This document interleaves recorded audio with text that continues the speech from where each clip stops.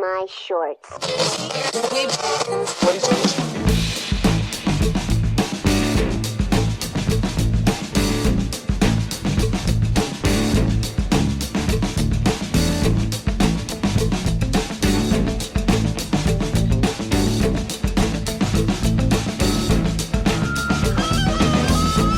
Hello, everybody. Welcome to the Dave Lee Down Under podcast. I'm, of course, your host, Dave Lee, and this is episode number 22. What? Episode 22. Oh, man. It's been a long ride. It's been a long ride going along with you guys. Technically 23 episodes if you count the pilot we did last year, but we don't. So it's 22. Anyway, you can join me every single Monday here on the podcast. The podcast goes out on all the major podcasting platforms, which is, of course, Apple Podcasts, Google Podcasts, Spotify, Amazon, and Audible. The visual element goes out on YouTube the exact same day, but if you're a podcast... No, not if you're a podcast. If you are a patron supporter, you can get it 2 days early on the Saturday. I do apologise to my patrons. I've got it up a little bit early. Sorry, I got it up a little bit later this week because I recorded a little bit later. Sometimes I record on a Saturday. Most days I record on a Friday. It's not relevant to what I'm talking about right now, but I do apologise for getting this up like a couple of hours later for you guys. You can, of course, find me over... Oh, if you want to be a patron, that's the most important part, is you go to patreon.com/Dave Lee Down Under. You can sign up for as little as $1 a month. Just $1. Early access to podcasts, other stuff from my YouTube channel. Man, long intro. Okay, so you can find me over at Dave Lee Down Under on Twitter, on Instagram, on YouTube, all that. Links down in the description below. You can, if you want to write to me, which no one does, you can write to me at you can write to me at daveleepod@gmail.com. I'm trying to go off a script today. I'm trying to, get my intros down without having to look at the script. And I've completely ballsed it up today. But it's all right. It's okay. We're going. So anyway, if you want to write into the show, you can send it to daveleepod@gmail.com. No one ever uses the email. Just flood me with emails this week so I can feel a little bit of love. Everywhere else, Twitter, Instagram, I get messages from you guys, which is wonderful. But I feel like that email address is just cobwebs. Anyway, that's irrelevant again. So if you're listening on the podcast platforms, I'd love to leave you a review and a rating. We've been getting some really nice ones recently, which is great. Although someone must have given me a bad review because my star rating's gone down from 5 to 4.9. Which is, I know, man. I know. Of course, those groans of disbelief, those groans of just sympathy that you can hear there is my guest for today. I'm, of course, once again joined by the wonderful Austin Burke. Hey, man. Thank you so much for joining me again. What's up, man? I'm feeling more comfortable every time I come on here. Yeah. First of all, I'm glad you can't see who gave you the 1-star rating because it was me the whole time, Dave. I'm the guy. No, I'm just kidding. Yeah. Listen, I am so thrilled to be back. I love doing this, man. I love coming on this show, dude, and you crush it you talk to the flick pick, you talk to Mr. Sunday Movies. Dave, what's going on here? Guys. Oh, man, I don't know. I'm just reaching out to some people, and, man, I've got you on the show as well. This is your third time here. Of course, you came on here with the wonderful 3C Films the first time that I had you on. Chris Parker, awesome guy. And then you came on a couple of weeks ago to talk the Golden Globes. I thought, I got to get my man to come back. My awards guy's got to come back because we've had the Golden Globes this week. So we're going to do a bit of a wrap-up of that, which is going to be awesome. I mean, there was some, as we said last week, the Golden Globes are like the joke awards that we always like to have a little bit of a laugh that they're kind of the jokey awards. And there were some exciting wins, and there were some very strange ones as well. I watched your reaction, so I kind of know your thoughts on all of these things. You did the milk chug on one of them, which was I thought that was hilarious. I was laughing so much at that. But I did watch we'll talk about the Globes soon. But I did watch it this year. I usually do, but this week I was like, you know what, I've got work to do, man. I have so much work to do, and I got caught up watching the Globes, and it was like 3 or 4 hours of my afternoon gone. It just completely. But yeah, I was there for it. I was there. Well, I was there. I can tell you one thing: people who didn't watch it, they didn't miss too much, and not that it was a horrible show, but in terms of what the Golden Globes is constantly bringing us, it's usually just a handbag of disappointment, Dave. Yeah. And that's a lot of what we got. Now, I was happy with some of the winners, and we'll talk about all of it. But yeah, there were some really divisive things that I can't wait to dive more into. I don't have my milk. I actually drank it all. So I've got my water, which because before we came on, I literally spilt it everywhere. Now, last week I came on the pod, and during the intro I spilt like a little bit, right? And I hammed it up. There's water everywhere in the studio. There's just like a little splash of water. Doing what I do, ham it up. Literally this time the whole glass has gone everywhere, all over the table, all over my seat, all over this back seat. It's on the carpet. Like, my socks are wet now. And I just is that what I get? Is that what I get for hamming it up? I feel like I've got like a bit of, bad karma. So I've got it. Well, last week here. was a little refreshment for the technology, Dave. This week you just flooded the whole motherboard, man. Exactly but right. The thing is, you told me you tried to position it in a place that it wouldn't spill, and it did it even worse. So what do you do, man? Well, there's nothing you can do. I know I can't. Well, because I did tell you, one of the other the live streams that I did, I spilt the water on my my deck here halfway through the interview, and I was thinking, oh shit! So I covered it up just to make it look like I'm like off the side here, just doing this. Like, oh yeah, man, that's cool, man. And secretly, I'm just like dying inside, just a little bit. I got that mopped up, and the weird thing was when I got the audio back into my edit, halfway through the audio starts glitching, like, and it was literally like a minute after I'd spilt it on the board, and I thought, oh shit, there's my audio gone. But luckily, I mean, it's just one of these things where it's like massive coincidence. There must have just been something happened to the audio file during the transfer, because the file was fine. I just had to go back and get it again. Terrifying. I don't know, man. Oh my God. Technical. So this week, as you said, I've put it over here, so it's away from everything where I'm going to knock it. And somehow these wires, they're tangled up over the table now. But these wires got somehow tangled up on this, and it went everywhere. But we're okay now. I told Dave before we started that we need a behind the scenes Dave Lee podcast where we're just kind of going through, because you've got a lot you have to do, man. So many record buttons, so many different switches you have to flip before we start. It's a lot, man. Podcasting is a tough gig. I'll tell you. It is, man. And sometimes I'm like, I just can't be bothered doing this today. But then I get on and I just love it. I have so much fun doing this. But yeah, you're right. I've got the board here, which everyone sees. Everything's going through that. So I have to hit record on that. I have to hit record on the computer to record our conversation. I have to record on this camera over here, which gets used for like maybe, I don't know, 2 minutes out of the entire show. There's always something that's going to go wrong, but hopefully we're okay. I'm hoping we got that bad luck out of the way already. The beginning of the pod. Enjoy my water. I hope so. All right. Yeah, actually, I had a dream this morning, right? Because it's 9:30 here. Oh. It's early morning. I had a dream you text me and said, oh, sorry, man, something's come up. I can't do the podcast today. So I thought, all right, I'll sleep in a little bit longer. So I slept in a little bit longer than I was going to. And then it got to about probably 8:15, because we started at 9 is when we got on together. And it got to about 8:15, and I thought, I don't think that was a real text. I think that was a dream. Oh my God. I thought, I have to check my phone. I checked it, and sure enough, no, it was a dream. I thought, I gotta get up. Luckily, it wasn't like last minute, like 8:45 or like 9 o'clock on the dot. But it's just one of those weird things where I'm like halfway in this weird half state. And I could have sworn, man, you text me and you're like, I wasn't even disappointed. I was like, that's all right. I'll sleep in a little bit longer. I'll sort something out. That's fine. And I was like, I'll get a little sleep in. That's fine. And then I was like, hang on a minute. That was not real. That was a dream. So.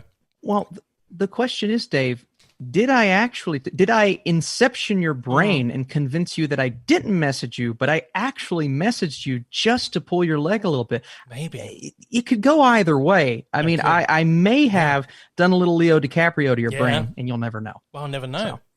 It's that would be as confusing as the film itself. How you would pull that off. Not quite that confusing, Dave. Pretty confusing though. Okay. I got Tenet the other day. I still haven't watched it. I'll probably watch that this weekend. So I'm excited. It'll be your first time. My first time. I haven't watched it. So it's going to be an experience. Yeah, I missed Interesting. Well, just make sure you have, and I know you've got your big setup there, man. Yeah. Just have that audio cranked, man, because that theatrical experience of that movie was so just woof. It just whooshes. Whether you like the story or not, it's definitely a technical experience. I'm excited to check it out. I mean, I was going to catch it at the IMAX here, and it just didn't happen. I mean, I opened in the middle of a pandemic, for starters. And then, reason. Yeah, so I couldn't get out. But then when we kind of opened up, the IMAX was still open. It was still showing it I played it for months. Probably up until about February, I think they played it. And I was like, I'm going to go and see it. I'm going to go and I just never got around to it. They're even giving away really cheap tickets at one point too. I was like, this is it. I'm going to do it. Nah, it didn't happen. Yeah. So I've got it now. I'm going to watch it this weekend and I'll share my thoughts next week on the show. Well, I find that happening to me a lot now, Dave. I keep wanting to go watch a movie in the theater because we've kind of opened back up where I live right now. And my wife got the vaccine and I'm feeling a bit more comfortable with everything. But is it where we've been without movies in theaters for so long? I find myself getting lazy when it comes to going out. And maybe that'll change when we get a new big release, right? But I'm just like, I want to go. But I could be watching The Office, watching Parks and Rec. So it's a weird feeling I have right now about movies in theaters. Yeah, I'm the same. I've been to 2 screenings recently, and it was really wonderful to be back at the cinemas. It was a nice change of pace to get away from screeners with your name splashed across the front of it. But yeah, it is weird. But outside of that, to actually go to a theater of your own accord, it's I'd rather just sit at home and just watch, exactly right, watch TV or watch this because everything's landing on the streaming services the same day. And interestingly, there is something we'll talk about later that does tie into that, about our audiences getting lazy. Are we getting used to this new way? I mean, it's 12 months now. We're in March. Yeah. This is where the world started to shut down last year. How crazy is that? It's been an entire year. I didn't think about that. Yeah. Oh, my God. It's been 12 months and we've just... Yeah. So we will talk, we'll get further in depth into that. I'm having this this part of my brain at the back that that part that talks to you and tells you everything's going wrong. I just keep going it's not recording. It's everything's okay. Everything's okay. Traumatizing flashbacks, Dave. Yeah, that's what you're having right now. I know. Yeah, we've got a bit to talk about today other than the Globes and that little bit of news to talk about. We'll talk about a couple of new release movies that we've both seen. Yeah. We'll talk about, that's about it. That's about it. It's really, actually, WandaVision. That's the other thing. WandaVision ended last night. That was a big one. First thing, I always like to talk about what I've been watching during the week. Nothing really. I've been so lazy. And I've been saying this for 3 weeks. Something happened where I was up early one morning, really early, to do a press junket that threw my whole week out, and I was just I just slept in every day that week. And it's just carried on for 3 weeks now, 3 or 4 weeks, where I'm just sleeping in. And I like to get up early. I like to watch a movie before I get into work. I've got a pile of stuff that needs to be watched out there, a couple of 100 titles I need to watch. And then I've got stuff coming in from distributors who want me to, review their titles and stuff. So the pile gets bigger. Yes. I'm a month behind on my review for them, which I'm getting a little bit nervous about. That I'll be doing that. I think at this rate, I'm going to have to combine February and March. But I've just been really really out of it. So this week, I did get to watch a couple of things. I got to watch one called Breakdown with Kurt Russell. Have you seen this? Have you heard of it? No. Yeah, it's not one I was familiar with. This has just been released as part of the imprint label here in Australia from ViaVision.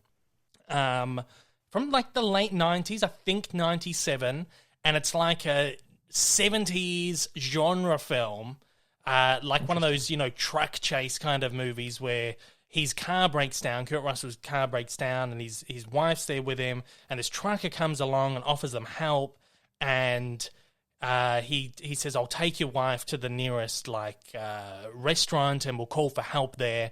And Russell's like waiting for like 2 or 3 hours. The wife doesn't come back. He's like, what's going on? Whatever. He gets the car going, and then he goes to this place and finds his wife hasn't been there.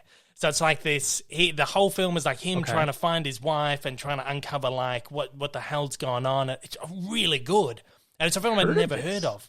I'd never heard of it. Yeah, man. If you can find it, I don't know if it's on a streaming service or anything. I think it might be getting a US release over there physically as well. I'm not sure, but it's really good.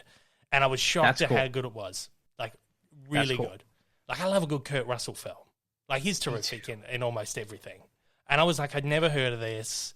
It's obviously like a cult thing, but it was really damn good. I understand why it probably didn't do well, I imagine, at the cinemas. It's probably why we haven't heard of it, because it really is like a real genre kind of piece. You know, truck chases and him like trying to track down kidnappers or whatever.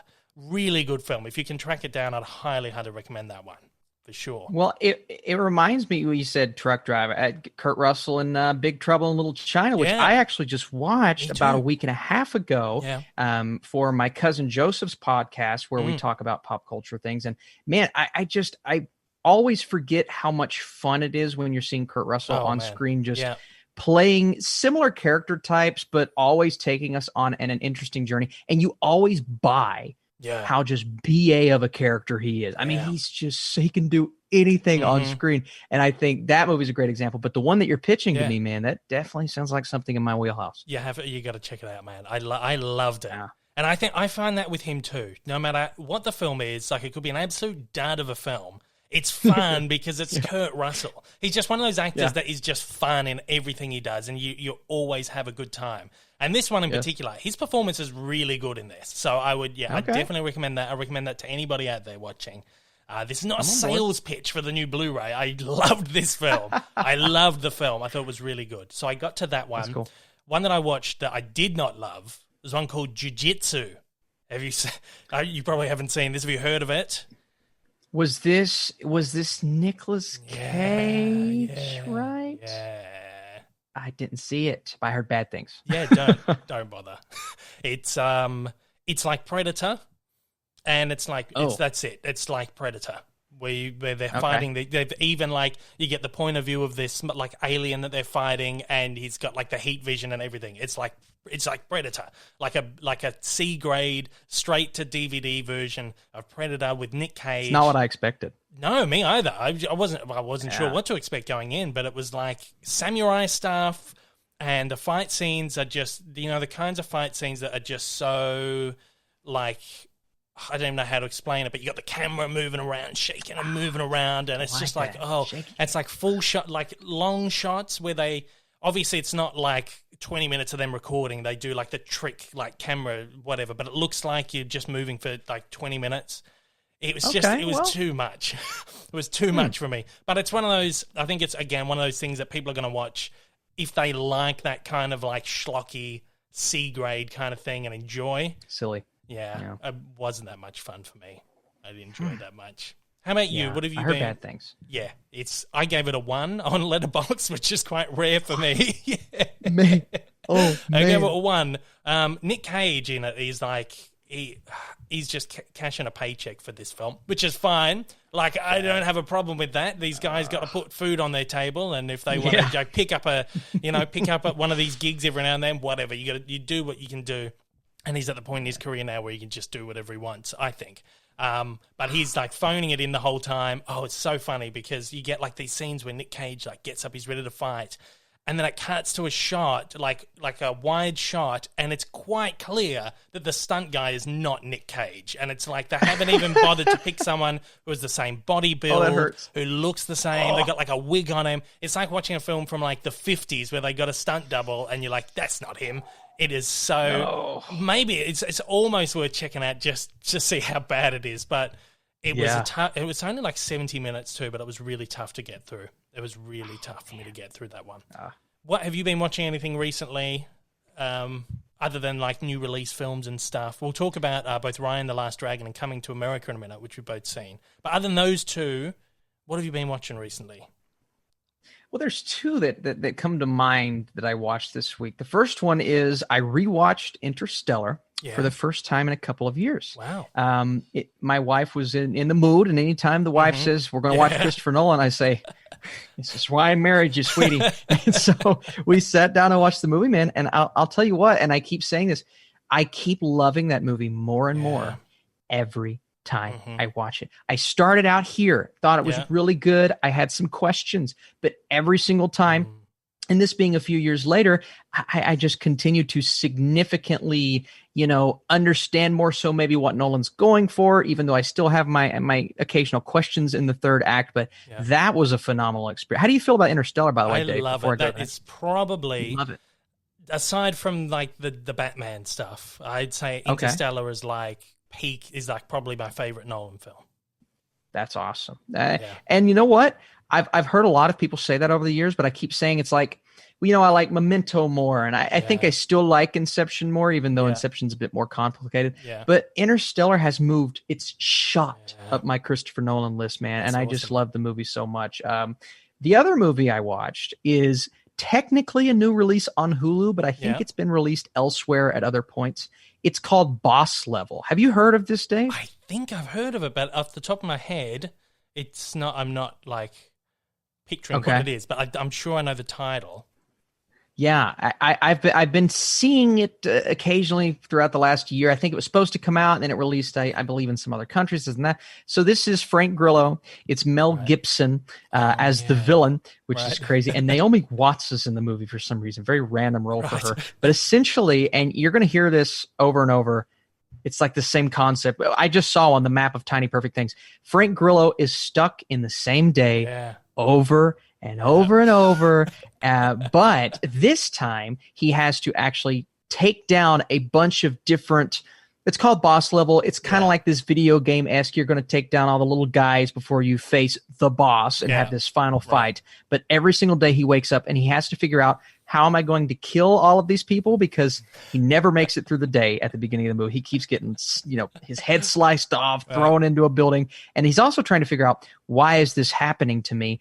And then there is a beautiful relationship with his son in the movie that kind of keeps him going. It motivates him to do what he does. Yeah. But then throw in, Dave, this other element of, at the end of the day, the world ends. And we have to figure out why the world is ending. So I saw all of that, Dave, and I said, this is ridiculous. Yeah.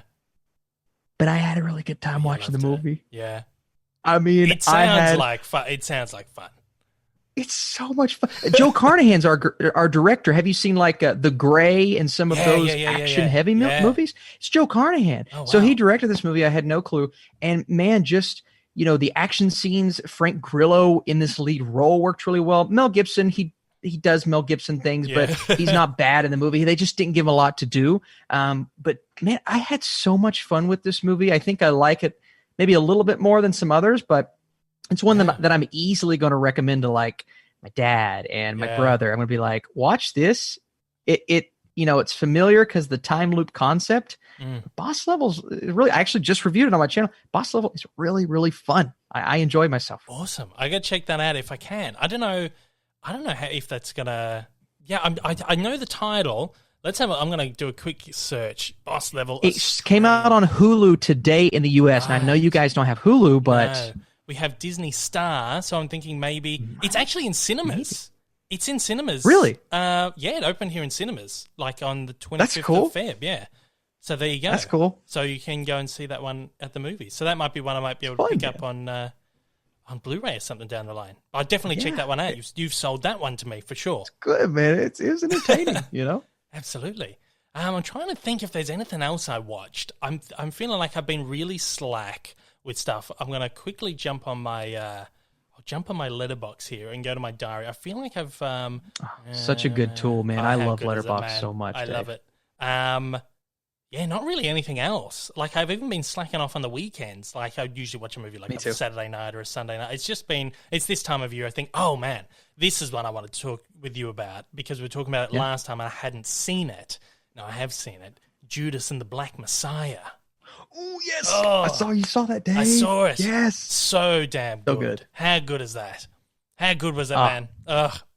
I knew you'd like it. I knew you'd like it. And then I saw your thoughts on it. I'm like, yes. Yeah, for sure. Like almost full marks. I think I gave it like a 4.5. Yes.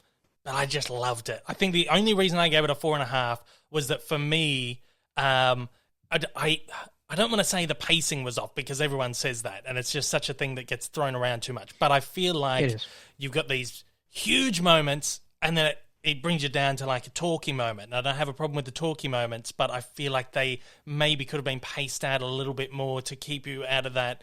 I almost feel like you go to a big moment and you're back down and like this. That was just the only thing that like took it down a little bit for me. But other than that, performances, so good. Well, that's honestly one of my big criticisms too. Is honestly exactly what you said, and then I think it needed to balance Lakeith and Daniel Kaluuya's character. Those just a bit more. Maybe give us a little bit more of Kaluuya so we could completely understand his perspective, even though obviously we get what his perspective is. I needed a bit more depth there, but that's like such a nitpick because Kaluuya gives literally one of the absolute most killer performances of the last 2 or 3 years. Yeah. He's not in as long as I expected, I think, because they sell it to you with his face right there on the poster, and then he's almost pushed into the back of the film. I don't mind that. I don't very like supporting role. Oh, yeah, very much so. But those scenes that he is in as just steal the film. Absolute powerhouse. That's probably a good segue, actually, into the Golden Globes, which we briefly talked about, because he walked away with one, didn't he? Yeah, he did. Yeah, and I can see you're very happy about that. I'm very happy about that as well. I was happy that I'd seen the film by this point to be like, yeah, man, that is, absolutely deserves it. Yeah, for sure. Let's we'll run through a few of the winners and stuff here, and we'll kind of get the thoughts on it. I mean, we did it a few weeks ago where we kind of went through them all and we got your thoughts. I gave my thoughts on the films that I had seen, which is very few of them, and we just kind of went over what we were thinking. We'll kind of briefly, I guess, as we go along, we'll just talk about what our thoughts are on who won, right? So I'm on the website now. We'll just start on page 1. We'll start with Best Picture Drama. It was between The Father, Mank, Promising Young Woman, Trial of Chicago 7, and Nomadland. And, of course, Nomadland took the award for that one. I still haven't seen this one. I know that you really enjoyed this. I can't remember what your pick was. Had you picked this one? So my pick for the Oscars is Nomadland. My pick for the Golden Globes was actually Trial of Chicago 7 because it I shot for it with this category and a couple of others. The ones that I didn't shoot for were the ones that actually turned out to be the hectic ones. But this was the one where I said, I think Nomadland is kind of the front runner, everything. But, Golden Globes, they don't always go with the front runner. Yeah. So I'm thinking Trial of Chicago 7. And then my second choice was actually Promising Young Woman because the Golden Globes always feels like there's a dark horse that may swoop in and win it. That felt like a dark horse. Nomadland felt too obvious. And the one time I go against the obvious, the freaking Golden Globes went with the obvious. So, I was cracking up when that happened. That is amazing. The only one I've seen out of them was Trial of Chicago 7, so I can't say too much on that. But this next one, this is one that we were both very excited about. I know you were very excited about this. Best Picture Musical or Comedy is between Hamilton, Music, Palm Springs, Prom, and the winner, of course, was our man Borat. Borat, man. First of all, I want to say, my favorite of all of these is Palm Springs, by far. Yeah. But I had accepted that it wasn't going to win the award. But then I thought to myself, if they're going to nominate Hamilton, and Hamilton's just all the rage, how is it not going to be Hamilton? So while I was a little surprised with their choice of Borat, just because Hamilton is like perfect everywhere critic-wise, I definitely think, my God. Did I tell you I watched Music? Did I see it the last time we talked? The last time we spoke, you didn't know anything about it. I had to explain to you what it was about, It is definitively the worst movie of the year, and it may end up being the worst movie of 2021. Wow. I don't I don't understand how that got nominated. So you look at the fact that Borat won out of this category, and I'm actually really happy. There were 3 choices there I would have been happy with. I'm happy for Borat, but again, you go back 10 years ago, and I tell my younger self, Borat won a Golden Globe. Borat might get some Oscar love. I'm shaking my head saying I don't believe you. It is crazy the world we live in. It's so good, man. I've been a fan of Borat forever. It's actually it's funny because the first one is owned by Fox. It's now on Disney Plus because we've got the star. Yeah. We've got the star here. So there's Borat on Disney Plus. It's so weird. I did this event for Disney a few weeks ago, which was like that when they launched Star, they did like a launch event. And so I went along to that, and they were just playing like clips of all the movies and stuff that they had probably like 10 or 20 big like screen TVs just playing clips of all these different movies. And there's Borat. I'm thinking this is just wild, absolutely wild. They had the Melbourne Symphony Orchestra came out and did like a 10-minute medley or a 15-minute medley of just like theme songs from some of these movies. Oh, that's cool. And I was just waiting, like, please do Borat. I would be so excited. They did like, I was like, please. Did they do it? They didn't do it. I was so disappointed, man. We've been good, but I was awesome. Otherwise, they did like the Family Guy theme song, stuff from like Romeo and Juliet and Titanic, and it was MASH because I got MASH on Disney Plus, like the whole series. Crazy. But yeah, I was just hoping. Cool. I was hoping because they kept playing that clip of Borat, like doing the dance from the first movie. I was like, oh, please. No, it didn't happen. I was very disappointed. Oh, that would have been awesome. Oh, that's so cool. That's so cool. Yeah, all been incredible. Best Actress Motion Picture Drama was between a lot of powerhouse performances. Viola Davis, Ma Rainey's Black Bottom, Vanessa Kirby, Pieces of a Woman, Frances McDormand, Nomadland, Carey Mulligan, Promising Young Woman, and Andra Day for United States First Billie Holiday. Your thoughts on this one? Yeah, Dave. Well, here's the thing. I think I feel so bad. Like when I put that clip on Twitter, I always I want to give kudos and props to the people that give a performance like this because she's genuinely great in the role.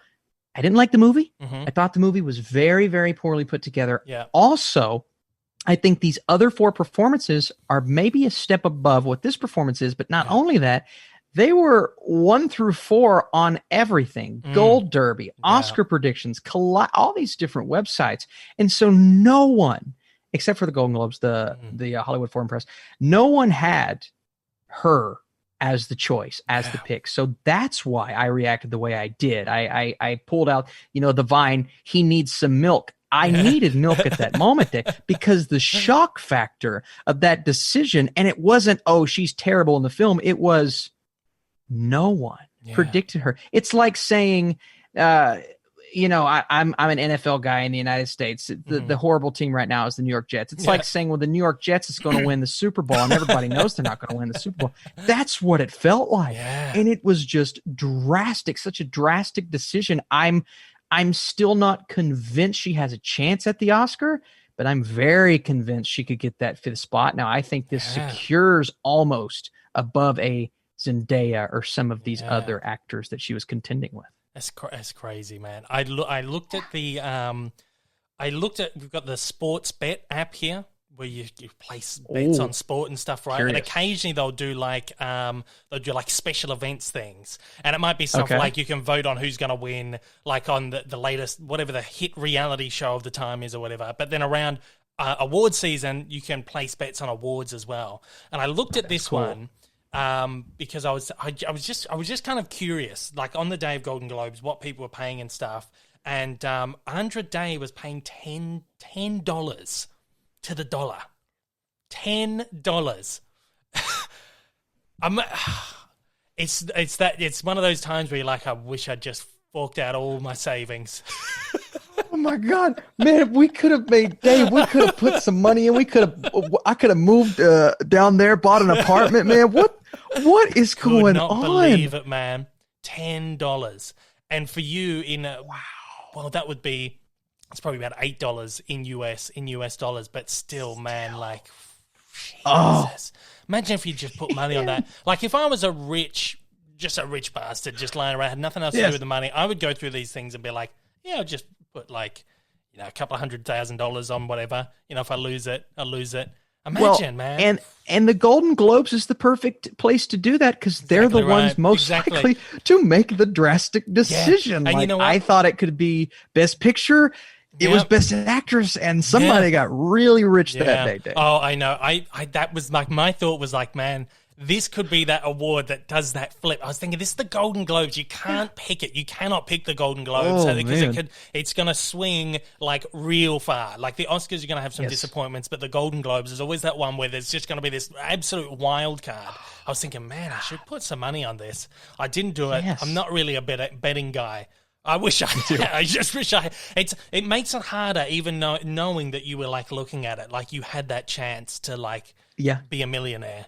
Like, crazy. I know I'll get sucked in if I start betting on things like that. I have man, my personality is like, I have an addictive personality. Like when I find a team to root for or a movie to obsess over, like a Sing Street, like I just can't stop. So if I were to get into movie betting, my God, you wouldn't see me again, Dave. Oh no, I'm exactly the same. My personality is so addictive. Like you've seen my Blu-ray collection, I would just buy stuff, right? Actually, this week, good example. Pop figures. Man, don't get me started on bloody pop figures. I've got heaps of them over there behind the curtain.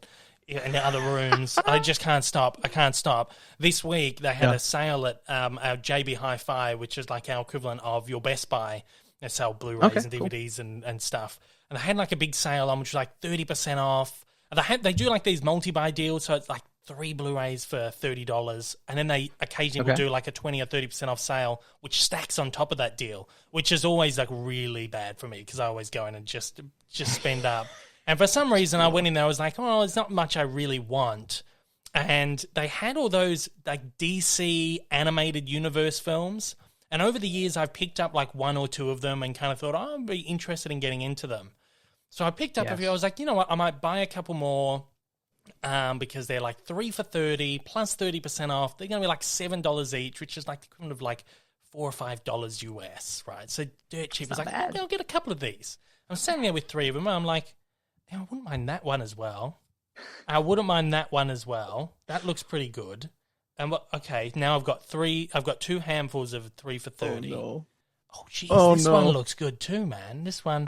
And I'm like, well, if I'm getting this many of them now, I know I'm going to want to get all of them at some point down the line. So then I wound up, the Batman box set with 18 Batman films is part of the buy one, get one 50% off. And so is this one with all the Justice League ones. That's a no-brainer as well.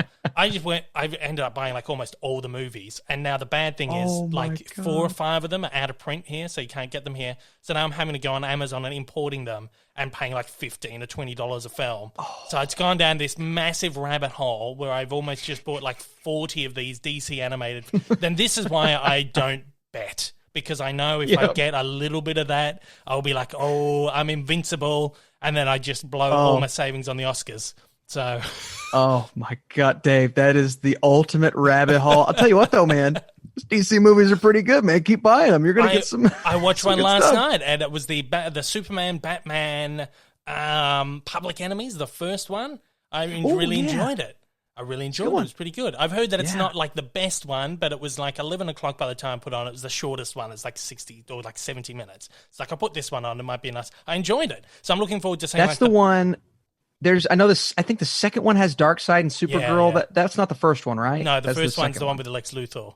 And they're like going up against like a million robot. Yeah.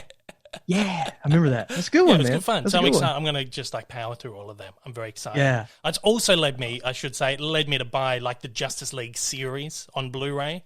Because I was like, man, I've got to get them. Because I've got Batman the Animated Series. I've had that for a while. I've got the Batman Beyond, because I loved those shows when I was growing up. So I know I love the DC animated stuff. But it was that time where I was like, I'm just finally pulling the pin on all these films. And I just, again, I went in just because I'm going to have a look. And I've walked out with like almost... And it's worth it, Dave. I know. Addictive personalities. So be careful. Yes. Be careful out there, guys. Bet be safely and all Come that. on. Yeah. Okay, let's go through these. We got Best Actor, Motion Picture Drama. Of course, it was Riz Ahmed for Sound of Metal. Anthony Hopkins, The Father. Gary Oldman for Mank. Tahir Rahim in The Mauritanian. And the winner, of course, was the great man Chadwick Boseman for Ma Rainey's Black Bottom. Wonderful to see him get a win.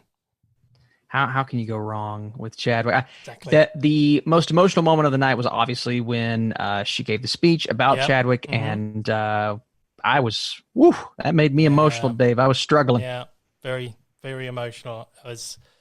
I think we all knew he was going to take it away because, I'm not saying, the only reason he won it, because his performance in that film was so bloody good. But I think we all knew that this guy's going to win it because that performance was so bloody good. But to see him get the award is man, it's so good. So deserved. I'm so happy. I'm so happy. Maybe his best performance ever. Oh, I would say so. Easily. Yeah. Easily. We got the Best Actress in the Motion Picture Musical or Comedy was between Maria Bakalova for Borat, Kate Hudson for Music, Michelle Pfeiffer for French Exit, Anya Taylor-Joy for Emma, and the winner was Rosamund Pike for I Care a Lot. Thoughts I have seen out of all these, Borat and Emma as well.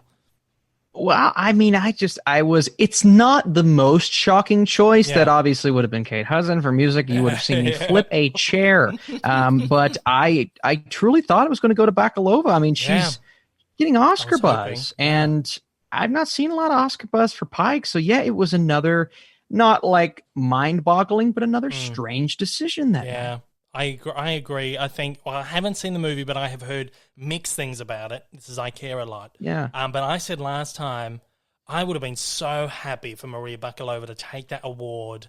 Like I said, anyone who can go up against Sacha Baron Cohen and beat him at his own game, to me, is just worthy of any awards. Give her everything. But what do you think this does do to her chances for going up for that Oscar? I think it hurts it. I do. Golden Globes, you shouldn't take it that seriously. Sometimes people say, but the fact that Pike just kind of came out of nowhere. Now, I truly believe she still gets that nom, but it's going to be a bit more difficult to choose now who gets it, who is one of those last remaining spots, because before I would have said Bakalova, and now I'm just I'm a bit confused. Yeah. Well, the thing that disappoints me about it is that I think this was her shot to take out a decent award. There's no way the Academy is going to vote her to win. Who knows? It could swing, but I just don't see the Academy voting for a comedy film.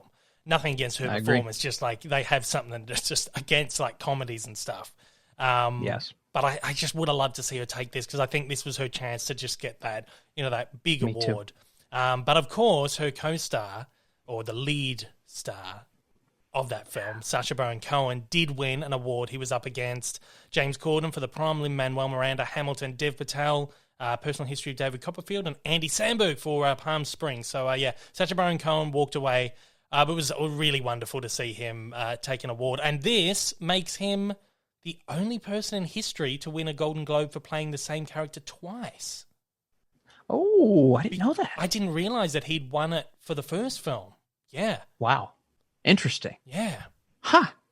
That's cool. Yeah, look, you can't go wrong with, and honestly, you look at the nominations across the board from Trial to Borat to his performance in Trial. Yeah. This is a Sacha Baron Cohen year. Yeah, this was his year, and I always knew he would give, a great dramatic performance if he got the opportunity. And sure enough, what did he do? He crushed it in Aaron Sorkin's film. And I think this is going to open the door for more opportunities for him to stray beyond comedy. Absolutely.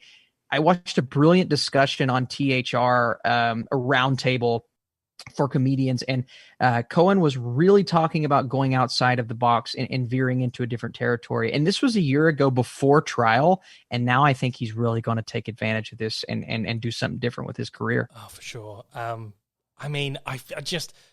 This Borat film just felt different. It was timely. It had a message that I had to get across at this perfect moment in time. Yeah.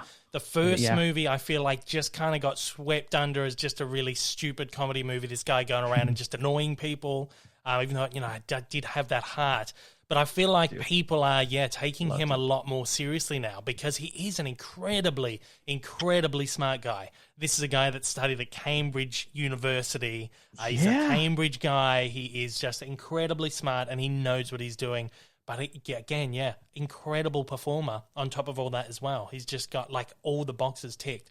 And I'll be so happy to see him just move away. I love his comedy stuff. I love it. But if he gives us more stuff like Trial of Chicago 7, man, I'm there for it. I'm there for anything that he does. Absolutely. During that roundtable discussion, he said something that was just, I couldn't believe it. He actually went through training to learn how to interview people and get things out of them that they wouldn't otherwise say.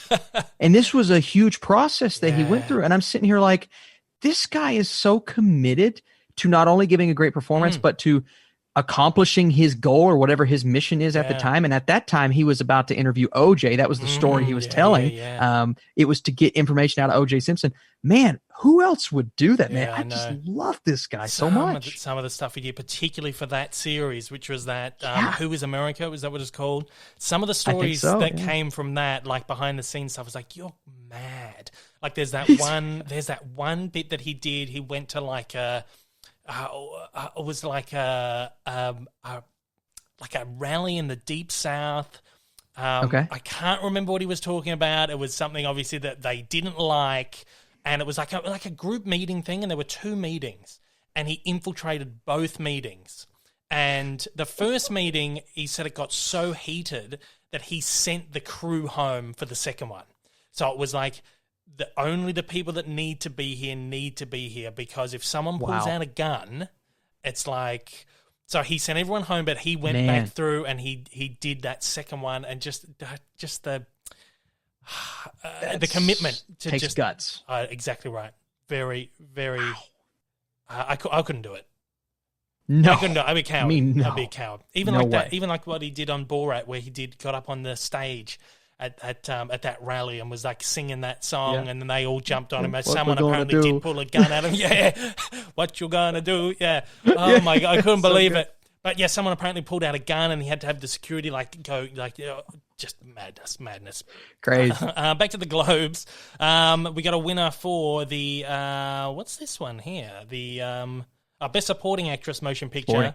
It was between Glenn Close, Hillbilly Elegy, Olivia Colman, The Father, Amanda Seyfried for Mank, Helena Zengel for News of the World, which I don't think I'd seen that at the time that I spoke to you last. I loved it. Such a good film. And Jodie Foster in The Mauritanian, she won it. Thoughts on this one? And here's the thing. Again, Dave, I feel so bad because it's like Jodie Foster's good in the movie and the movie's fine. It just doesn't strike me as an awards-worthy performance, especially when you have Olivia Colman there and Seyfried from Mank.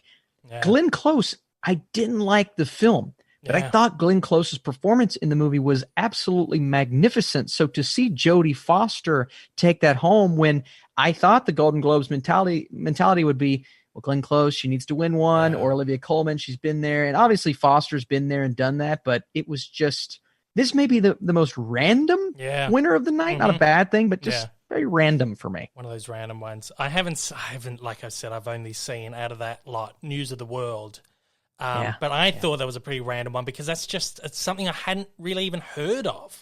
It's like not one of those performances that had that buzz. So that is, another one of those just weird ones that swing. But one that was very happy about is the Best Supporting Actor Motion Picture. Sacha Baron was up again for Trial of Chicago 7. Jared Leto was up for The Little Things. Thank God he didn't win. Bill Murray for On the Rocks. Leslie Odom Jr. for One Night in Miami. And the winner, of course, was Daniel Kaluuya for Judas and the Black Messiah. Man. I mean, just easy call. I mean, that's if that doesn't happen, the whole award ceremony falls apart for me. I don't know what else happens there. Leslie Odom Jr. for a while, and I think Sasha, honestly, is one of my personal favorite performances of the year. But Kaluuya is up here. He's in his own ballpark for that one. Yeah. I agree. Again, I haven't seen many of the films, but he was just it's one of the best performances I've seen for a long time. Incredible. And totally deserving of that. Absolutely. We'll go on to the next one, which is for I've got to switch to the next page. Best Director Motion Picture, but was between Emerald Fennell for Promising Young Woman. Did that win anything? It didn't win anything, did it? No. No. Got shut out. Yeah. Shocking. David Fincher for Mank. One Night in Miami, Regina King. Aaron Sorkin, Trial of Chicago 7. And the winner was Chloe Zhao for Nomadland. This was the cement market. Write it down. Let's go to that betting app and bet on it. Chloe Zhao is winning the Oscar. I thought, maybe Golden Globes, even if she wouldn't have won this, I would have said, okay, she still win the Oscar. If she won the Golden Globe, it's over. Yeah. It's over, Dave. And I think we can go ahead and set it in stone that she's going to be your Best Director winner. Oh, that excites me because she's, of course, just finished The Eternals for Marvel. Yes. And there was a viral tweet going around. I don't know how legitimate it is, but the tweet was something like, I've just heard from a top source that Marvel are completely blown away with what they have on their hands from The Eternals, what Chloe Zhao's done with that film. It just pumps me up. That is one of the movies that I feel like I have been least excited for in the MCU, but this is like kicking it right up the top there. I'm so excited.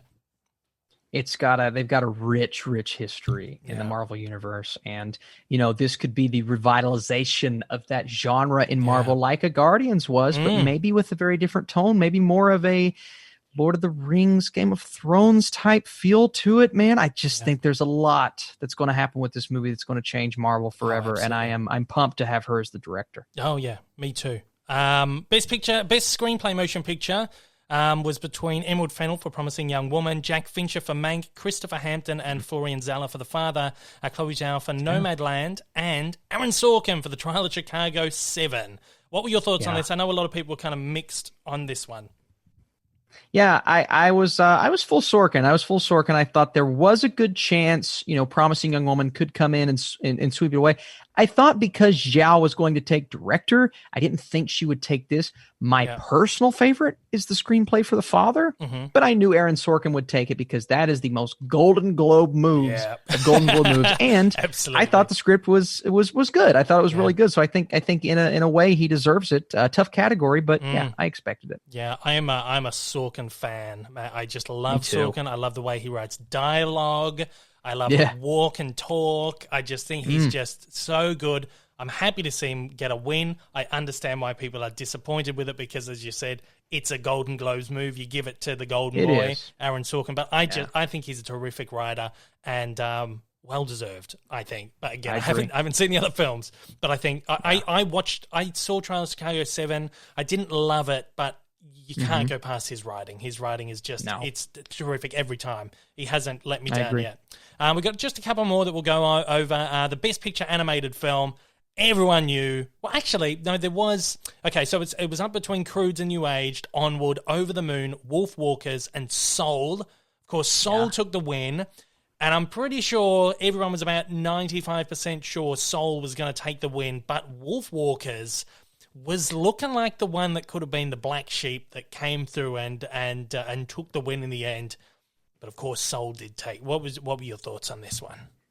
Well, I think if Wolf Walkers was going to win, it was going to be at the Golden Globes because they're known for the upsets like that. But again, cementation that it's going to happen. This is going to be your best animated film winner, and I love Soul. And Dave, I know we've already talked about our thoughts on this film, but it is a beautiful, beautiful movie. But do not overlook Wolfwalkers as a genuinely great animated film. Yeah. If you guys haven't seen it, I would highly recommend it. It's really good. Absolutely. It's done by, again, we forgot this last time, Cartoon Saloon is the name of the company that did it. And it's an Apple TV one, isn't it, I think?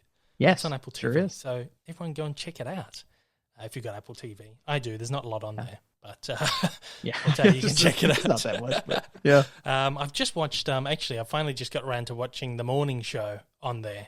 Or no, what's it called? Is it called Morning Show there? They changed the title here. Yeah, it's called The Morning Wars here because we actually have a morning show called The Morning Show.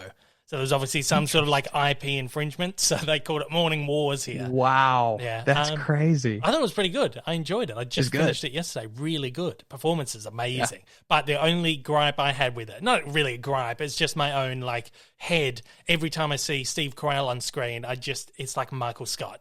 And there's like a scene where he's like absolutely losing it in the car, and I'm thinking this is just Michael Scott having a tantrum. I'm like, and then the last episode, I don't want to spoil anything, but he's like getting in like a bit of a fist fight with someone, and they're like tumbling around. I was thinking, man, this is just, it's Michael Scott. I don't want to typecast someone. I feel so bad, but otherwise, it was a really terrific series. I really loved it. I agree. We've got one more category here that we will talk about. This was like the upset category from the beginning, which was the Best Picture Foreign Language. It was either Another Round, which comes from Denmark, La Llorona from France and Guatemala, The Life Ahead from Italy, The Two of Us, which is France and USA, and the winner was, of course, Minari, USA. Yeah. Well, so I've started to kind of come around on the fact that their way around it is foreign language film. Mm-hmm. But even then, I still don't feel completely right about it because all of these other films, they are indeed foreign language films. Minari is a very American movie. Like, it's just a very, like, Dave, like living the American dream and all this stuff. That's what this family's doing throughout the entire film. And it just doesn't strike me. But as soon as it was nominated, I knew it would win. I still think Another Round is a shoo-in for the Oscar, but you've got to get Minari a win somewhere, right? Let's put it in foreign film. So not a shock to me. Yeah, no, not at all. Again, I haven't seen any of them, but I'm looking forward to that. I'm really looking forward to another round. I'm hearing just absolutely terrific things about that. So it was tied for my number one of last year, Dave, with Soul. Oh man, I'm excited. I got to check it out as soon as I can. We won't go over the TV stuff because, again, that just goes so long. But one that we will touch on is one that everyone was just so happy to see Anya Taylor-Joy take away an award for The Queen's Gambit, which also won for Best Television Motion Picture. Again, whether this like 8-9-part series, why that's considered a motion picture, I don't know. It's beyond the point. But yeah, Anya Taylor-Joy, who was insane in that show, incredible, taking away an award. I was so happy to see that. Yeah, that the TV categories, it's that and Jason Sudeikis, like warmed my heart. Yeah, how did I miss that, man? Ted Lasso, man, so bloody good. I don't think I watched that last time I spoke to you, but man, I hadn't, because I think after that I was like, man, I have to watch this show. Because you were saying how bloody good it was. I was like, I have to watch it. And I watched it. I've done it in like 2 nights. It's so good. That is amazing. Like the best thing. Like the best thing right now. If you love sports dramas, if you love sports anything, and if you just like this uplifting type story, and if you're a Jason Sudeikis fan, it's going to be the best. I mean, it was one of my favorite experiences from last year, and I was so late to the party, Dave. So I'm so glad you watched it. Oh, I loved it so much. He's great. It's funny because last year I watched a film that he was in, and I was thinking, this guy is so good. Why does he not get more work? Why is he not doing any more, big stuff? Or he's always in small films, and it's like very rarely that you actually see him in something. I was thinking, why? I'm so happy to see him take this, and this I think is really going to open those doors for him. I just loved it, and it's funny because I'm not really a soccer fan. I don't really like soccer, and my girlfriend is a huge soccer fan. She is English, so of course she's going to be a soccer fan. She supports Liverpool, so just like she's tried to get me to like sit and watch games with her. I'm like, I just have no interest. At the end of Ted Lasso, I was like, man, I'm gonna get into soccer. I'm so excited. I said to her, I'm like, I can get into soccer now. I'm so excited. She's like, no, you won't. She's like, absolutely not, you won't. I was like, yeah, you're probably right. It's just like just wrapped up. I loved it. It was such a good show. But right now, in that moment, you're like, I gotta watch. I was soccer. Like, just the way like they even film like the games and stuff just made it so exciting. Like, oh man, I could get into this game, but no, I don't think I could. But yeah, so happy to see both of those take the awards. And Jason Sudeikis just looked genuinely surprised. He didn't even have anything planned. He's like, oh man, I was just amazing. It was so good. That was the highlight for me. I think Jason Sudeikis taking out that award. Yes. Really, really well deserved. I love the guy. Great series too. So if there's anyone out there who hasn't watched Ted Lasso, check it out because it is the best thing going around right now. I love it. I can't wait for the next season. I think they're doing 2 more. I think it's like a 3-act thing that they're doing, so I'm very excited about that. Very excited. Now let's move on to a couple of new films that we've both seen. Raya and the Last Dragon. This one just hit Disney Plus and theaters yesterday, or by the time people listen to this, like last week on Friday. What were your thoughts on this one? I really enjoyed this movie, and there were a couple things about it where I said to myself, okay, there's no music, and I'm used to music in a Disney movie, and it does kind of feel very reminiscent to Avatar, The Legend of Korra, that kind of thing. So I hope it can stand out as different and, implementing lore. I love the cultural aspect, by the way, but implementing lore in this world. And it does all of those things. Now, I will say it does get off to a bit of a slow start, right? I think the flashbacks are integral, but it is kind of that Disney cliche of, all right, the thing's got to happen to set it in motion.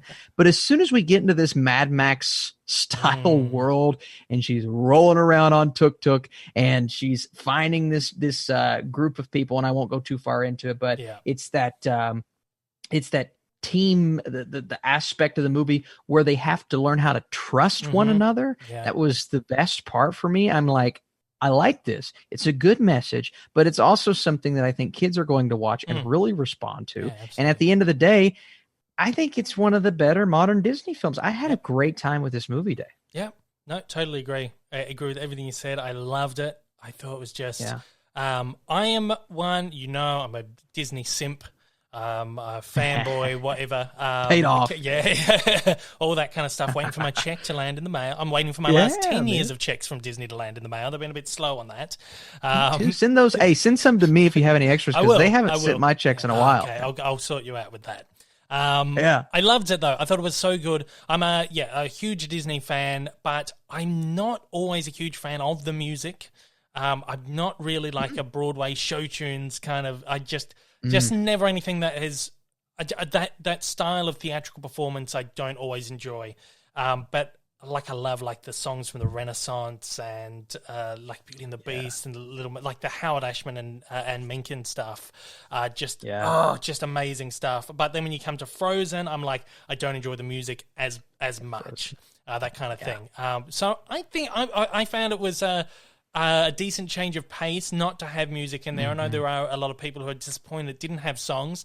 I feel like, I know in your review you said there were a few moments where you're like, oh, there could be a song here. For me personally, I just kind of, I don't even know if I second thought about it, like this movie needs to have, I don't know, maybe it's because I have such a disconnect from the music, is that it was not really something I personally thought about. I thought it was terrific. The animation, it's gorgeous. I feel like every time Disney somehow find a way to just top what they've done before. I don't know how it's possible, but they just even just the skin textures and the backgrounds look real now. Like the background look like real worlds, and these characters just look like real people, but cartoony. I thought it was terrific, and again, not spoiling too much, the plot was surprising. Because the trailer is really... all you see in the trailer is the first act of the film, really.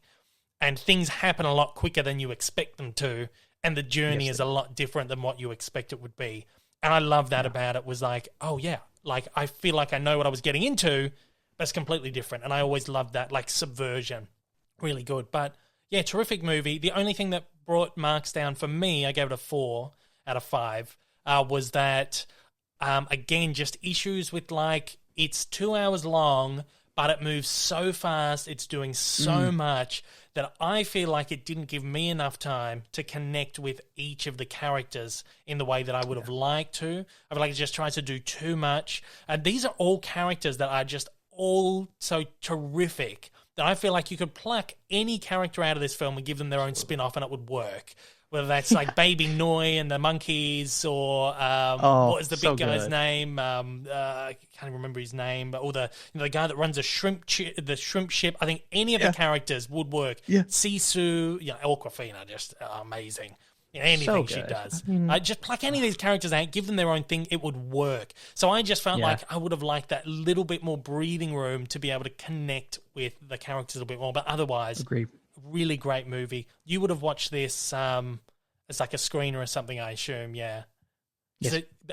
He's opening over there, though, in cinemas, isn't it? Yeah, I believe it opens the same day. So I think it actually opens today, and I don't know if it's wide entirely. I'm going to assume it's a completely wide release just because it's Disney. But theaters, Disney Plus, either place you want to see it. Crazy. Yeah. I was very lucky to be able to see it in a cinema, which was great. That would have been awesome. They did in like a huge cinema. We have there's like 2 or 3 movie palaces here that are still remaining from like the 1940s. So like single screen, like proper Art Deco, like movie palaces. And that's Disney did it at one of them. They don't often, but I feel like it's because it's such a big cinema and they were able to space people out. It was like a huge cinema. There was a couple of hundred people there, but everyone was just so spaced out. It felt so safe. I mean, we're fairly safe here in Melbourne, but to see Disney take precautions like that was just terrific. And they had like little piece of paper, like a laminated piece of paper in between every second seat, which was like, make sure you leave. Like, I thought the way they handled that was really good. I say this because I posted a photo of the screening and I got so many comments like, why are you at this cinema? And it's so unsafe to be at this cinema. What are you doing? I'm like, oh my gosh. But yeah, it was a very safe screening, and it was just wonderful to get back to a cinema and to see it in that cinema too. Just really beautiful.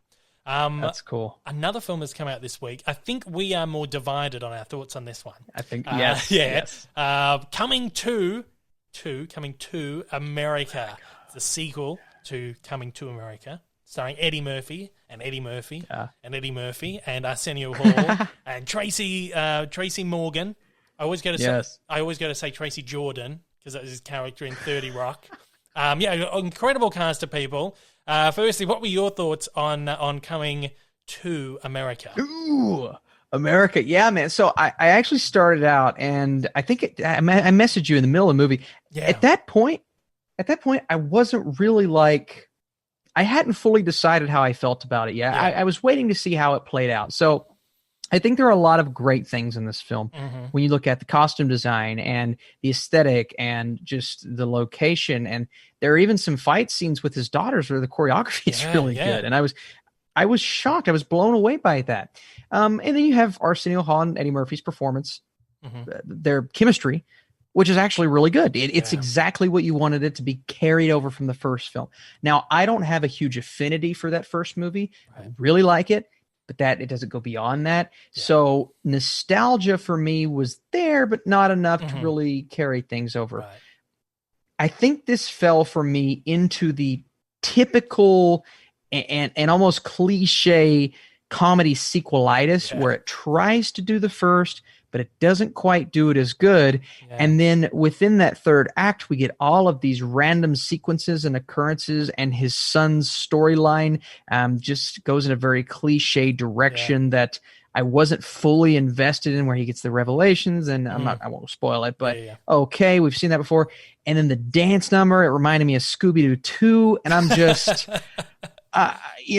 just sitting. I thought Ruben Studdard would pop up at one point and sing "When You Wish Upon a Star." So, I appreciate what they did, and it got really close to being a fresh score for me, but it didn't quite get there because I couldn't get past those cliches. But the thing is that I watched your review, and a lot of your points I did agree with. Is there are very good elements. I think there's a great movie in here, but for me, it didn't really come across as that. Yeah, I think maybe I was a little generous to the film with my score, but I'm on the other hand where I did grow up with this movie. And this is like a classic for me. This is like one of I said in my review, this is like one of the zeniths of comedy for me.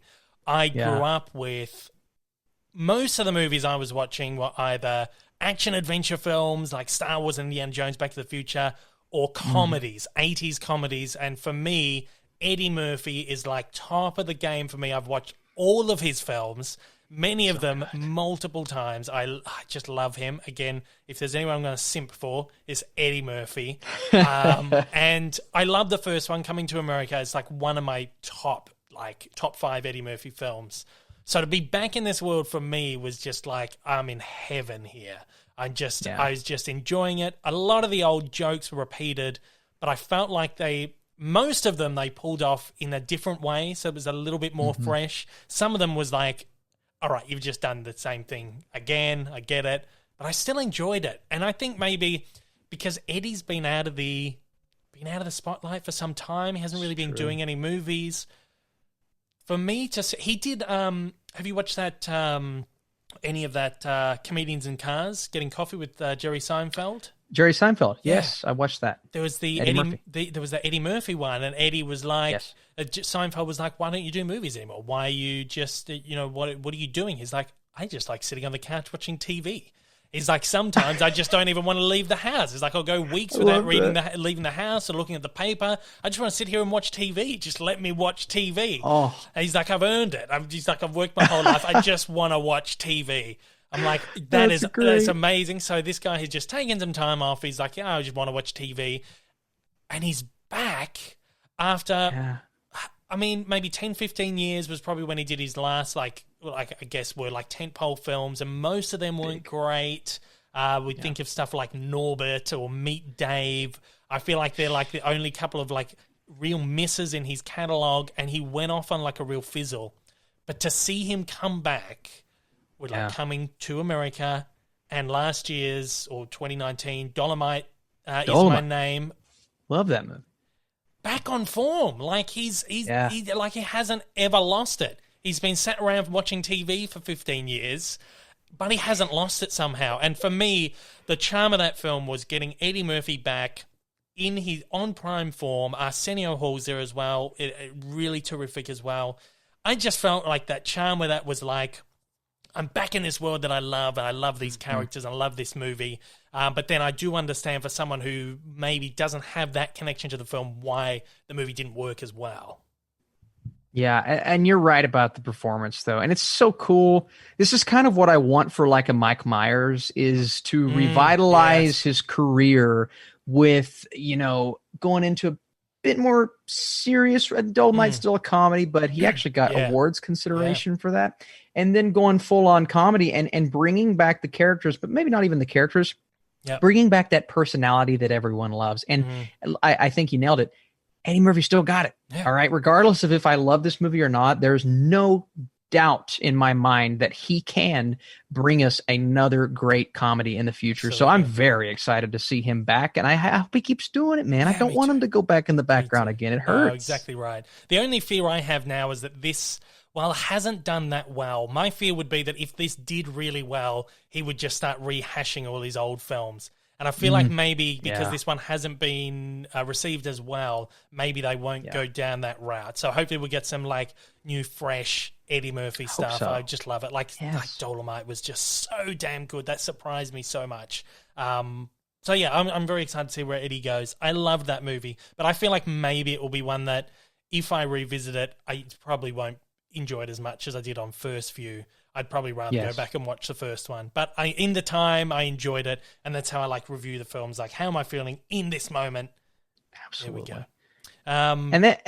That's the tough thing about what we do too is, I can't tell you how many reviews I've done, Dave, where I either liked a movie at the time and then I went back and I'm like, it doesn't hold up on rewatch, or the opposite. Or, that could always be the case with this movie, is I go back and I'm like, what was I thinking? So one of the challenges that we have to overcome is not being afraid to maybe modify or change our opinions. I just did it on Interstellar. I raised my score again, but that's part of the game, and it's part of what we do, and we just have to accept and be proud of what we put out, man. And that's how I feel about some of these reviews that I've, I know I don't feel the same way, but I think most of the time, and I'm sure you feel the same way, we're very like, all right, I think I know how I felt at the moment, and I'm happy with that review. So I thought you did a good job in your review, and I agreed with a lot of your points. And I loved your review too. I agree with all of your points too.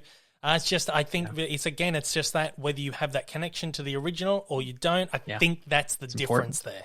Actually, as you mentioned that, like changing your opinions and stuff, I've just redone my Pixar ranking of all the Pixar films. I don't think I'm going to release it for a couple of months. I'll probably release that when Luca comes out. I'll just find a place to slot that in. But I rewatched all the films, and my list is like completely different to the last one, like completely different. So stuff like WALL-E and Ratatouille and what's the other one?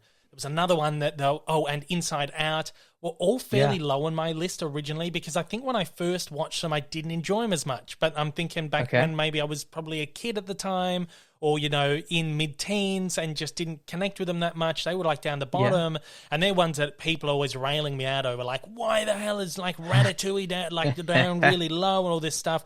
And now I've revisited them. I'm like, these are some of the best films this studio has put out, and they are so much higher up on my list now that I just know I'm going to get comments like, I thought you didn't like that one. Why is it like at the top now?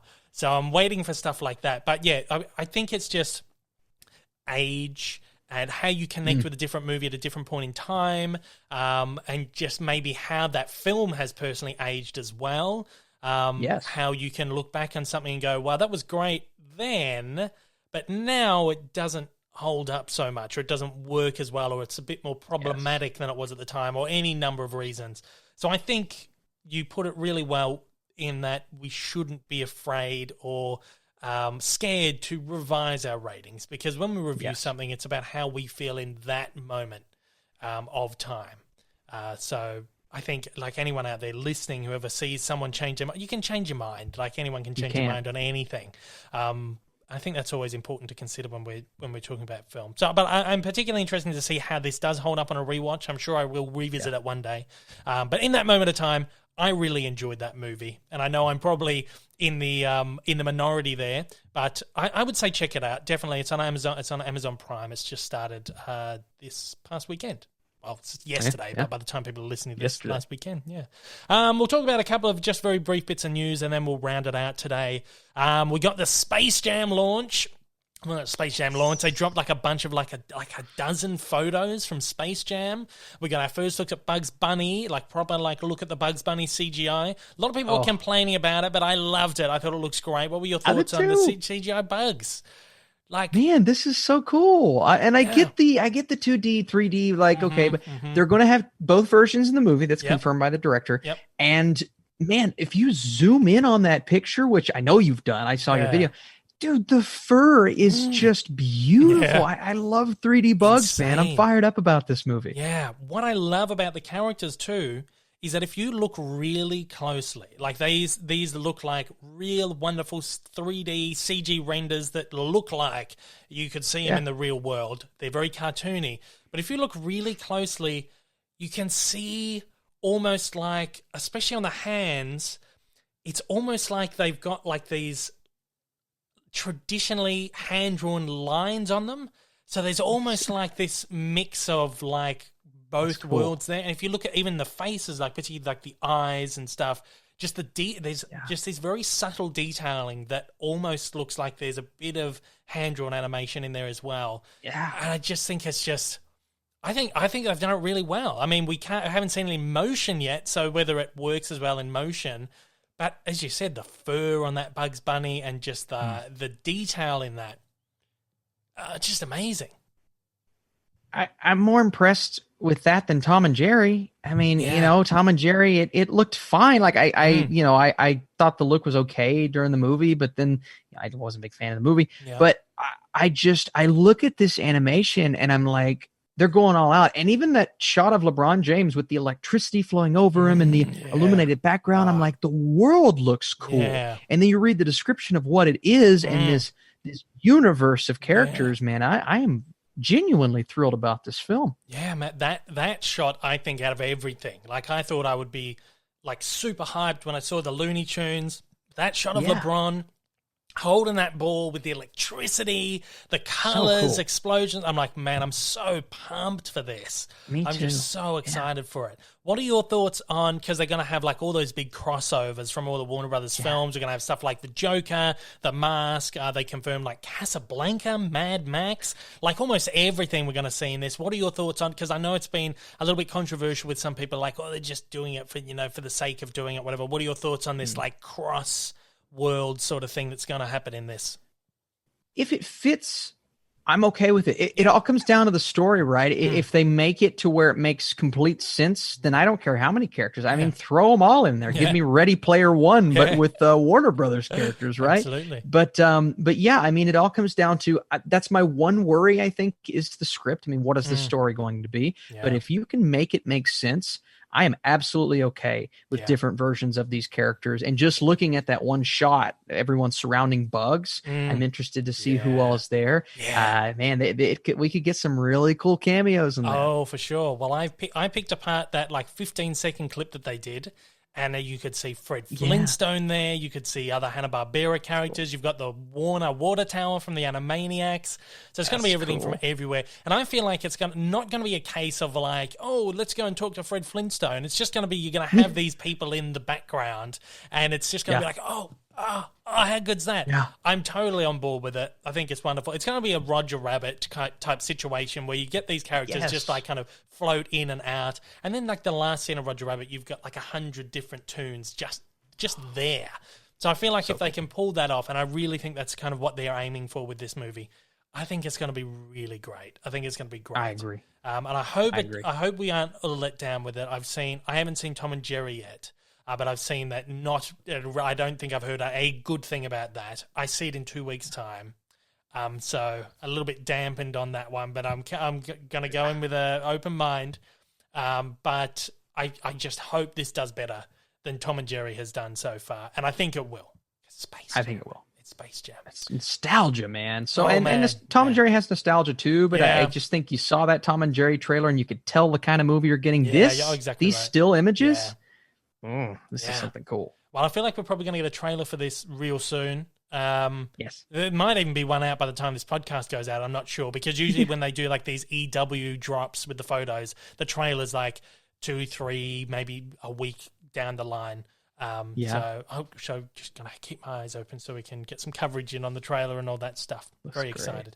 We'll just briefly talk. Bob Chapek, who is, of course, in Bob Iger's role now at Disney, head of motion pictures and all that kind of stuff. They did a virtual investor conference. So every, I guess it's like every month or every couple of months, they will do an investor conference. So the big one that we got at the end of last year, the Investor Day, that's like the big one they do every year where everyone's allowed to watch. But then every few months they will do an Investor Day, which is literally just for investors to watch in or go in on the phone. And always there's like a little bit of information that comes out of them. There wasn't too much that came out of this one, but there's an interesting quote here from Chapek on the theatrical window, the windows that Disney are now looking at. Now the last 12 months, as we said at the beginning, audiences are getting a little lazier when it comes to going to the cinemas.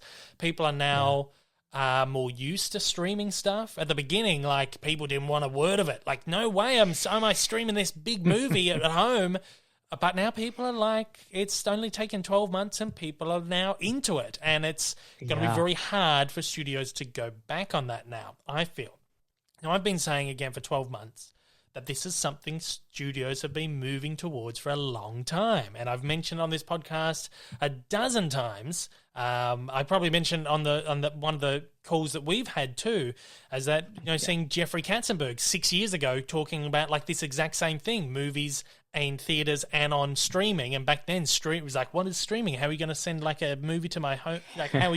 How is that happening? This was before that. And he was talking about 6 years ago, 10 years down the line, you're going to be able to go to the cinema or you'll be able to watch the movie at home a couple of days later. You're going to have the option.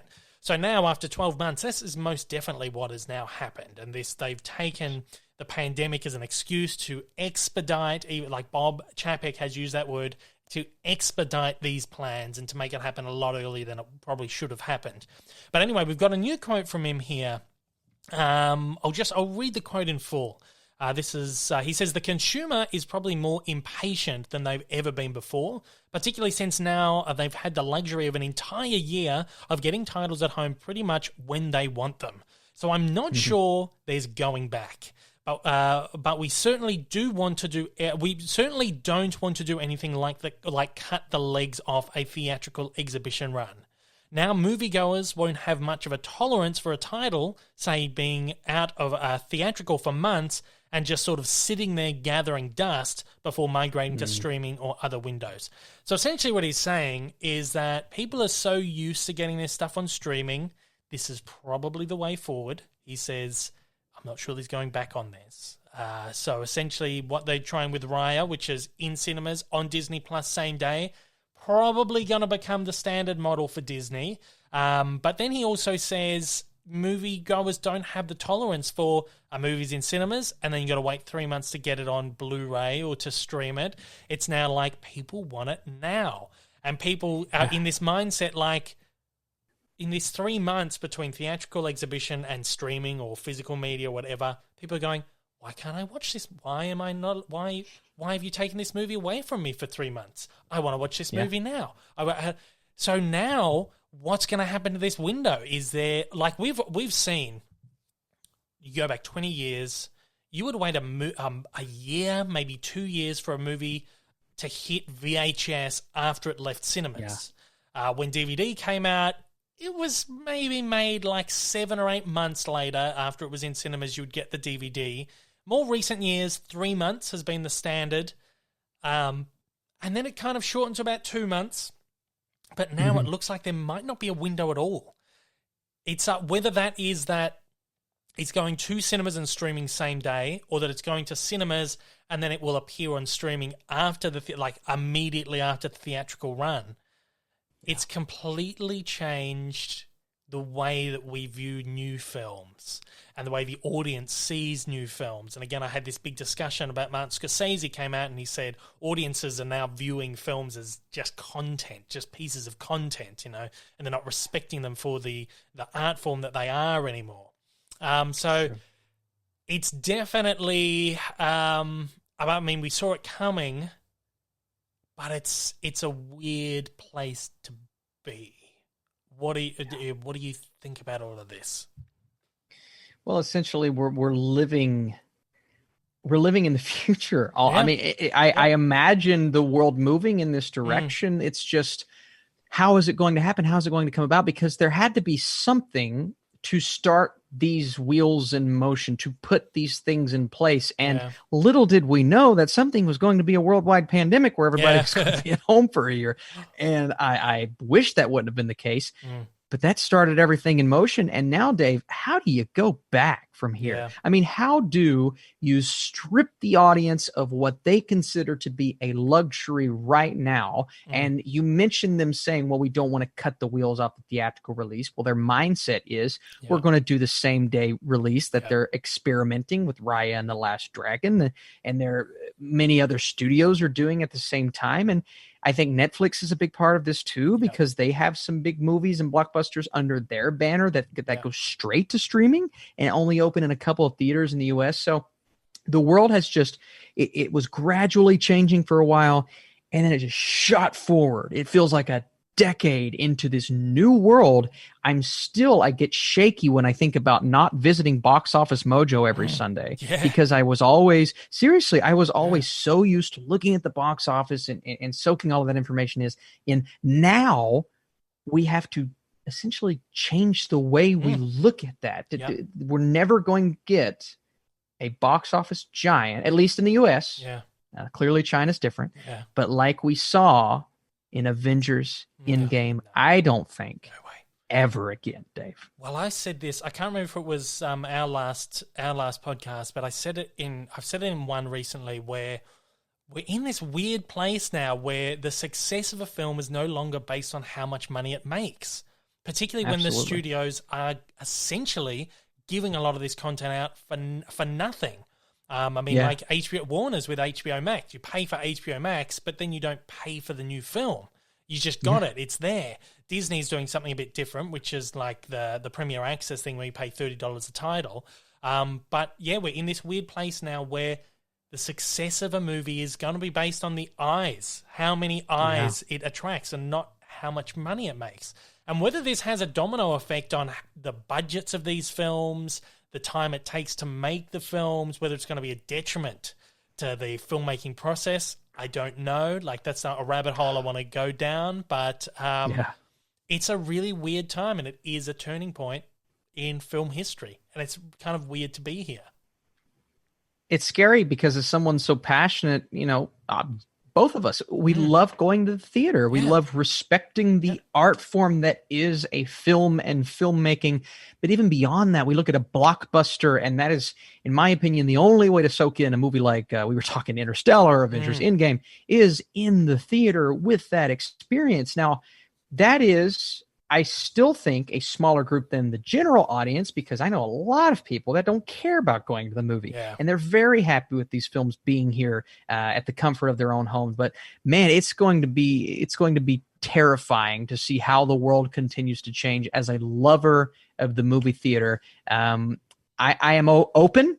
I'm open to see what they do. I hope that theatrical experience doesn't go away anytime soon, man. It's got me a little worried. Yeah, me too. I don't think it'll ever go away completely, but I feel like it will be like more of a niche thing where you've got some cinemas open, but I don't know. It's been such a weird year where everything it feels like it's going to go one way, and then the studios test something else out, and then it goes that way, and then I think they're still just playing around. Like, obviously Disney, like, they sent out their recent release schedule to me, the Australian team, the Australian release schedule. Okay.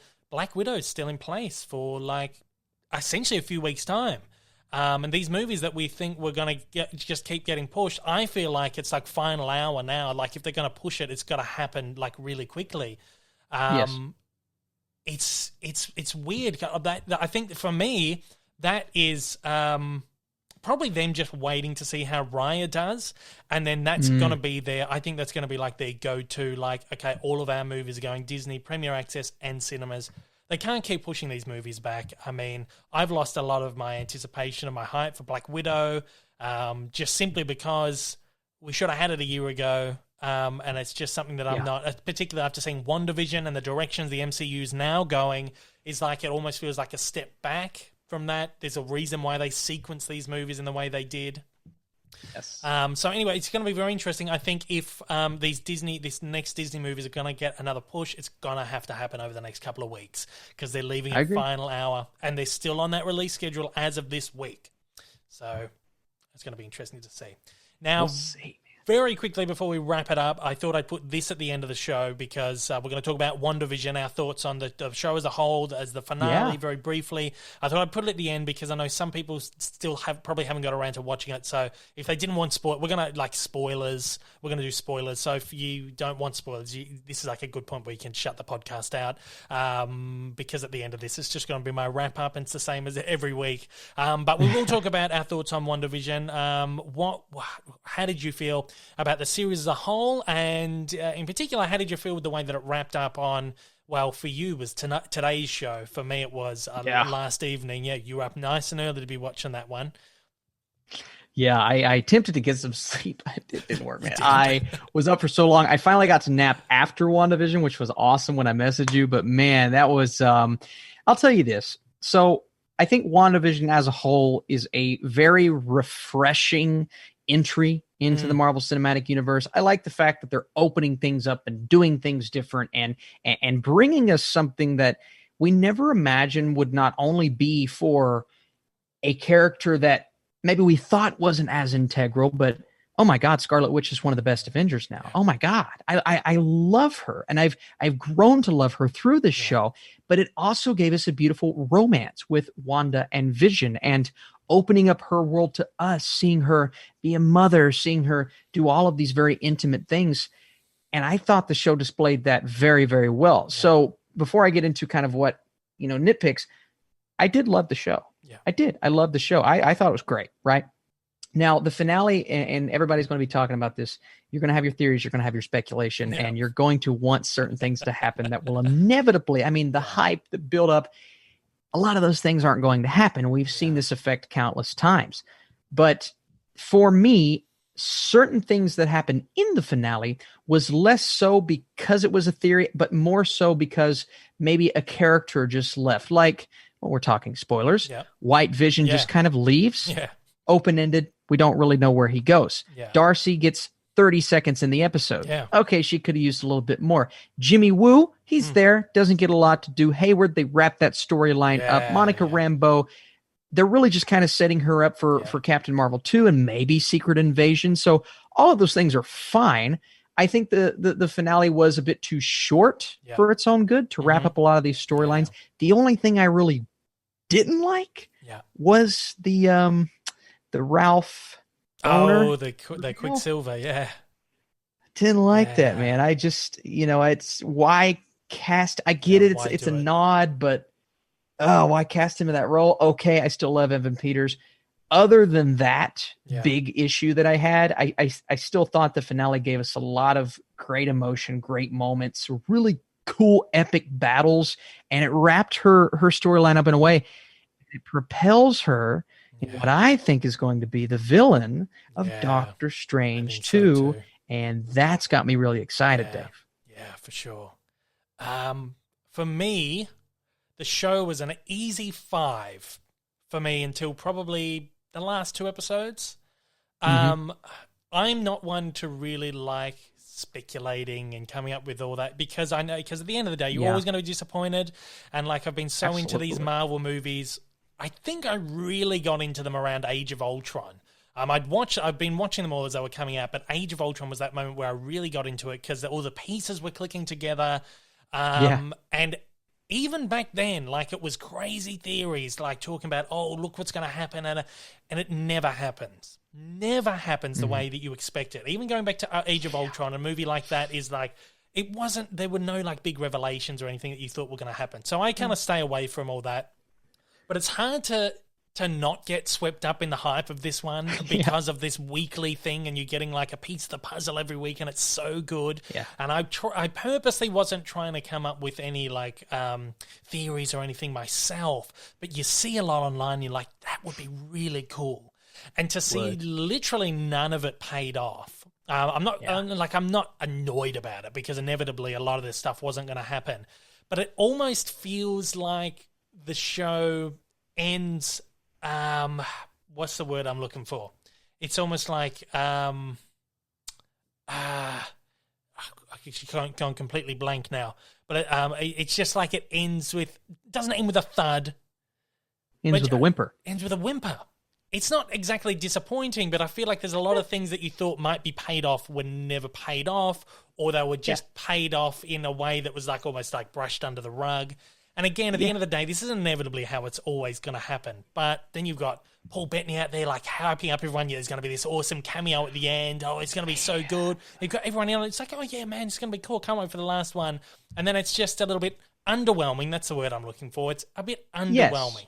I didn't hate it. I loved it. I still loved the show all the way through. But I felt like me too. Once everything started to get wrapped up, it was like, this is a little bit underwhelming. I know it's going to lead into some other films where we're going to pick up the threads of stuff. Again, Scarlet Witch reading from the Book of Dark Magic and stuff at the end. Yes. It's like, oh my gosh, what's going to happen next with her? And I'm really excited to see what happens with Monica Rambeau, probably in the next Captain Marvel film, and all this stuff. But then as a self-contained series, it's almost like I feel like a lot of things were like done for the sake of a joke, like the Ralph Boner thing, or...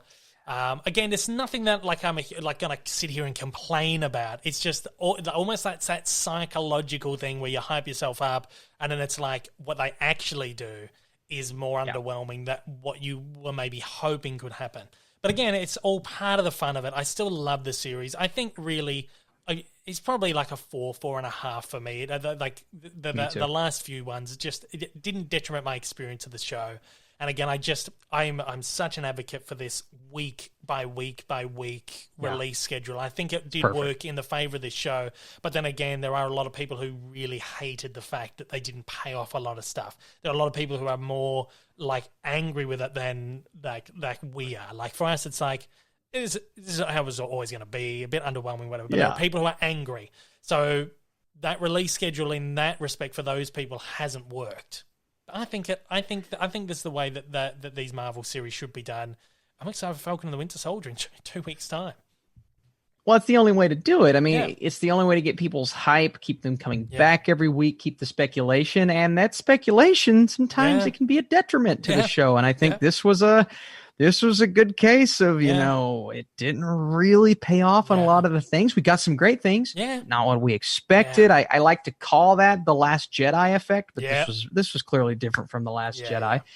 But you know, you and I, we've seen this, we've been in this long enough to where we can say it was the intentions of the filmmaker. Yeah, exactly. Right. And they just didn't necessarily line up with what we expected. Yeah. And that's okay. Yeah. Now I think we're more likely to get something from Falcon and Winter Soldier that brings in some crazy comic book nuggets just because of, the type of story. I'm already like, Red Hulk? Are we getting Red Hulk? General Thunderbolt Ross? But that's my fault. I'm doing this to myself. Right. Yeah. Well, that's the big part of it. It's like all this hype, this speculation stuff. It's on us, on the people who are watching it. This is not like the creators are feeding us like, oh, this is going to happen. It's all in our head. It's like we pick up these little nuggets and people overanalyze absolutely everything and make it into something that's completely nothing. And it's the only exception to that is Paul Bettany trying to work up the fact that there's like a big cameo. And it wasn't just one interview he said that in. I saw like a supercut of him saying that in about 7 or 8 different interviews. But that's such a British thing to do, just to troll everyone. And then there's this other interview. And I think part of him is like this that sweet old. I mean, he's not a sweet old lady, but it's like that sweet. Oh, she doesn't really know what she's saying, and he's just like, oh, they're gonna laugh after it's over, and now they're just throwing stuff at their TV screen, and he's just like, oh shit, I'm sorry, guys, I didn't mean to. Oh man, so funny. I thought that was brilliant. I thought it was so funny. Like some part of you says, it's not going to be as big as he's working it up to be, but there's a little part that's like, oh, what are we going to get? Who's it going to be? Reed Richards. Yeah. Look, I love the show. I loved it all. It was just that I feel like a few things are like maybe a little bit underwhelming. I feel like, again, as you said, it wrapped up too quickly. The plot line with Haywood really didn't go anywhere. It was only like those last like 2 shows where they really tried to work him up as the villain, and then they just handcuff him and take him away, and that's it. It's almost like, oh, well, that was a little bit disappointing. I think maybe they tried to shove too many things in. Maybe that's it. But otherwise, great show. Really enjoyed it. I agree. And look forward to Falcon and the Winter Soldier. And at that, Austin, oh my gosh, it's a show under 2 hours for once. Yes, I've done it. I was going to take some I asked for people to send in some questions, and I actually got heaps this week, but I'm just going to cut it off here this week because I know once I get into the questions, it's like another 15-20 minutes. So I'm going to cap it off here. I think it's nice. I know people don't mind the 2-hour shows, but I'd like to just do something that's a little bit lighter and easy to listen to every now and then. Thanks for joining me again, Austin. It's wonderful to have you back. Now a regular on the show, which is awesome. And when's Oscar season? Like April? Is that when the Oscars are this year? Well, they are, but the nominations actually come out in 10 days, 10 Dave. days, so man. you might be seeing me again here soon. I'll be seeing you very soon. I'll reach out to you. We'll figure something out around Oscars, and we'll talk about it. Might even, I don't know, we'll sort it out, but I will message you, and I'll get you back on. We'll talk Oscars and stuff, which is going to be awesome. I always forget to do this at the beginning of the show, but please let people out there who don't follow you or anything where they can find you out there on the interwebs and all that. Of course. You guys can find me youtube.com/Austin Burke, where I talk everything from Oscars to comic book movies, and Letterboxd Austin Burke, and at the Burkinator on Twitter and Instagram. No longer have a MySpace, Dave, so we're not doing that anymore. No, MySpace, long gone. Long gone. Of course, this podcast right here, the Dave Lee Down the Podcast, goes out every single Monday on all podcasting platforms. That includes Apple Podcasts, Google Podcasts, Spotify, Amazon, and Audible. The visual element goes out on YouTube on the exact same day, but if you're a patron supporter, you can get that 2 days early. If you head to patreon.com/Dave Lee Down Under, you can get your early access for as little as $1 a month. You can find me on YouTube, of course. You can find me on Twitter, Instagram. Yeah, that's it. That's the only places. I am on Facebook too, but I don't really post much to the Facebook page. If you want to write, it's just there. It's just one of those things I'm like, I really should post to it, but no one uses Facebook anymore. No one uses Facebook anymore. That's the thing, isn't it? It's all migrated. That's it.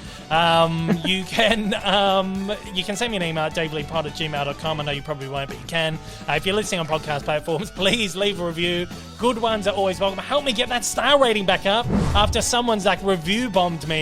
It's not like, look, it's fine. It's this guy right here. Give me good reviews. Be honest though. I always I'm not one to say give me a dishonest review. If you really like the show, you want to give it 5 stars, give it 5 stars.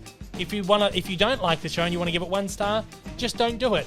You just watch it. You just watch my ratings tank this week. Just watch them tank. I don't know. Look, any reviews are welcome, but I'd like that extra 0.1 to come back up on my rating. We'll see what happens. Yeah. Look, guys, that's the end of the show. Oh, this week on the channel, feel like my microphone's too far away. This week on the channel, well, last week I launched a couple of voice evolutions for Spike and Tyke, Tom and Jerry's Spike and Tyke. So you can check those out. I did the main evolution for Spike and Tyke a couple of weeks ago. You can check that one out as well. I also uploaded like a bunch of cartoon news things, Space Jam, like news on Animaniacs coming back for a third season. So you can check those videos out. This week I might have my next Disney... I might have an updated Disney animation ranking of all 59 films, including Raya. It's if I have the time to do it. I think I should, so that will hopefully be up this week. I was thinking about dropping my next Pixar ranking, which was the Dark Age one. I'm not sure if I will if I drop the Disney one. I kind of want to space the rankings out a little bit, but we'll see. So you might get like either of those this week, or maybe two if I'm feeling generous. I've got my big evolution coming up. My next big evolution is coming up. Man, like a week and a half, and I've only just finished the script. It's my longest script ever. Wow. It is 16 pages long. Usually a 40-minute one's about 11 pages, so I think this is going to be like a whole hour-long evolution. I put out a poll. I was like, do you guys mind seeing an hour-long one? Everyone's like, yeah, as long as like the character wants it, as long as the character warrants it, we're happy for an hour-long one. It's not going to be a cartoon evolution, though. I've just announced this week that I'm starting a new series called Pop Culture Evolution. That's so cool. You saw this, you liked it. I think I'm going to be kind of like rotating between the two. It just kind of, I feel like my content, I want it to be a bit more relevant this year. So whatever character is like kind of relevant in the moment will go between the cartoon evolutions and the pop culture evolutions, depending on how well this one goes. Music's about to stop. Start it again. I still am not ready to announce who that character is, but it's probably going to have to happen sometime this week, I imagine. We're getting very close. I'm scared, Austin, that I'm not going to finish this in time. And I have a very specific date that it needs to drop, and I'm very scared it's not going to get done in time. So I really have to like knuckle down and get it done. But I think people are going to love the character I'm covering. I'm really hoping it's one that does pay off. So I will announce that over the next week. The hints are there. If you look through like my socials and stuff, there's hints there, and I think people have like cottoned on to who it is. It's a big character, and naturally it warrants this what's probably going to be a 50-60 minute runtime. I'm so excited about it, and this is actually, even writing this one, I'm having so much fun, like more fun writing this than I have for a long time. So I'm very excited for it. So that's coming up in a couple of weeks' time. Once again, thanks Austin for joining me on this podcast. Really wonderful to have you back, and again, we'll see you on here again very soon. I'm gonna do my walkout. You can do some kind of exit if you like, and I'll see you next time. Take it easy.